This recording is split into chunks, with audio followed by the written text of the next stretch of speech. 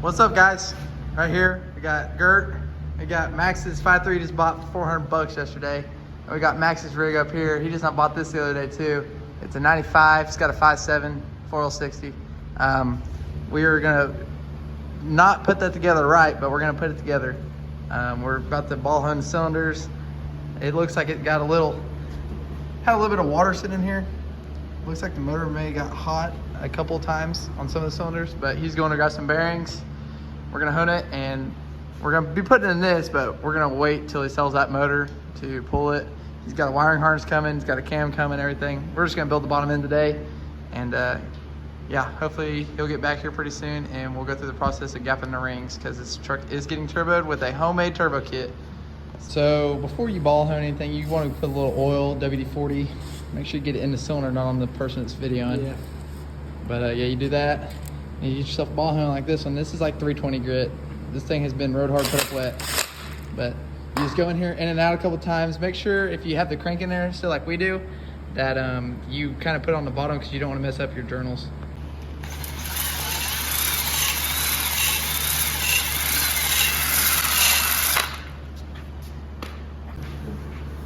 Then you can wipe it out like this after you get done ball honing. And it should leave you with some more cross hatchings. Kind of hard to see. Yeah, looks way better. You can go too fast. Try to just go at an even pace, up and down. But yeah, that's what it should kind of look like now. You repeat the process on all those, and the other side. All right, here's one side done. And yet again, this motor did have water sitting in it. So, you know, some of them are, you can tell water's been sitting in there like that. But we're gonna hope and pray that the rings clean that up. And yet again, this is not the right way of doing this, but he don't really care. He don't want to go to the machine shop and get it all done. And so that's why we're doing this. And red rags are not the way to wipe these out. You want to wipe them out with a lintless rag, but we will be going back over them with the lintless rag. Let's just get WD-40 out and make sure. But yeah, so here's this side done. And here's the side we haven't done. It's pretty dramatic change. That one really had water sitting in it. But yeah.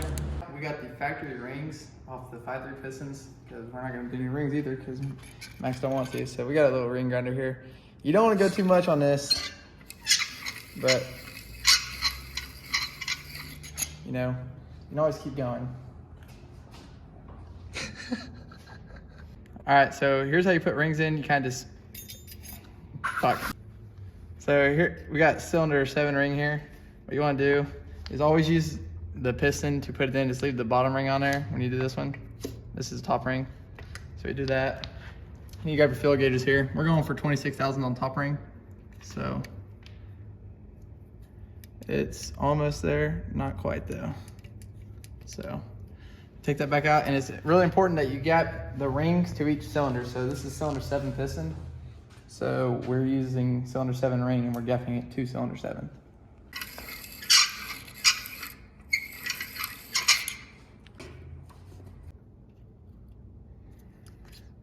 We're almost there. So when you're doing rings, only grind down one side, and then when you're done with it, make sure you kind of take a hand file and go around the edges so you don't get a burr, so it don't score up your cylinder.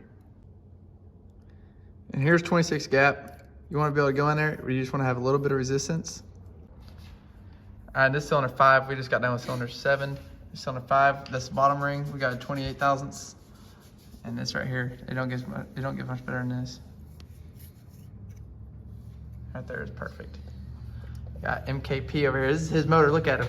Putting in that elbow grease, baby. And make sure when you take off the rings, you pay attention. Or the bottom ring has the dot right here. Make sure that dot's facing up. This stuff right here, heaven sent. Quit. This is about 20 minutes in chem dip right here. This stuff works, okay? It's not no joke. It'll burn the absolute dickens out of your fingers though. But yeah, it looks good. Installing the pistons now. Got them all cleaned up. Got one in, cylinder 1's in.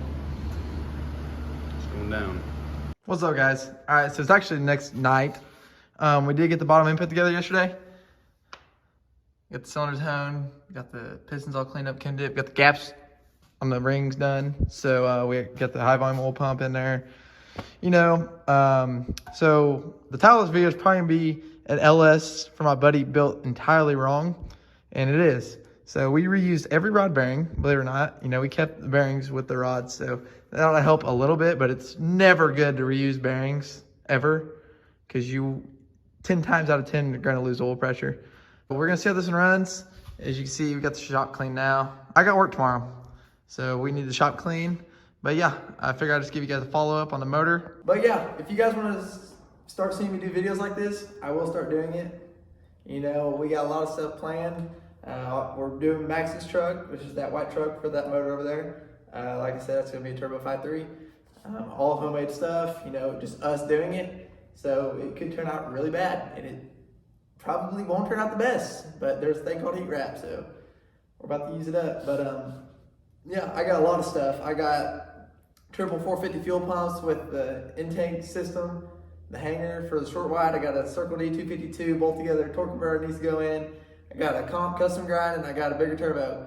So not only will I start featuring my own stuff on here and walking through, doing the builds, the pullouts, everything, I'll start showing my buddies too, because all my buddies got really cool trucks. We've all built our trucks up to, just make sure we stand out. So yeah, for real, if you guys like seeing videos like this, I will start 100%. Just let me know in the comments below. And if you guys like seeing the life of 19-year-old Jonas Aggie running his own shop and building cool, fast stuff with his friends and for himself, drop a like, let me know, and I will start doing this 100%.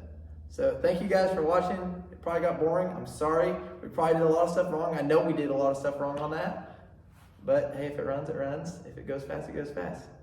So yeah, catch you all in the next one. Peace.